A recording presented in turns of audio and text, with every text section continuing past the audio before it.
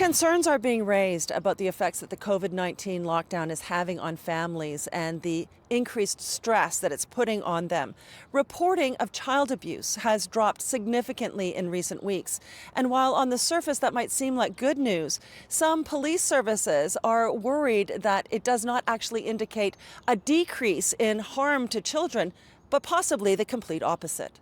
Everything going on with COVID-19, the self-isolation, the quarantine, people are in their homes, schooling their children, working full-time from home. There's a lot of added stress, and that sort of makes situations at home a little bit more volatile. Halton police say there has been a 73% drop in calls, only 8 in April of 2020, compared to 30 this time last year. Halton Children's Aid is seeing a similar decline in investigations, but their concern is that the prevalence of child abuse may be just as high, but there are fewer opportunities to report it. A very high percentage of our reports come from third parties. They come from teachers, they come from coaches, they come from other kids' parents, they come from people in the community. And with the isolation that's currently going on, the children and youth don't have access to those things anymore. And so they have no one to tell that could then act as their safety. Other jurisdictions in the GTA, Durham and Peel, are reporting the same decline in calls. The same goes for Toronto, which normally fields about 100 calls a month. That has dropped by about 50%.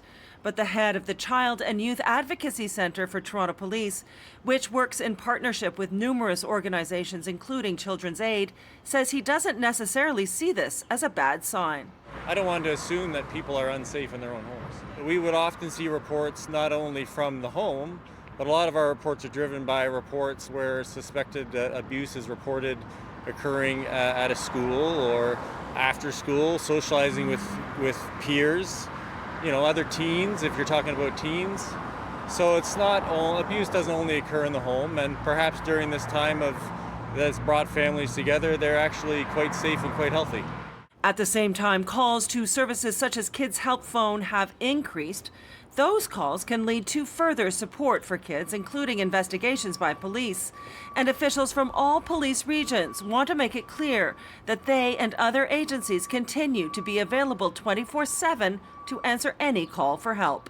If people are suspecting that a child is being maltreated or they suspect abuse, they should report it to their Children's Aid Society. A reminder for anyone who has concerns, there is help available. For a list of valuable resources, go to our website, citynews.ca. I'm Pam Seatle, City News.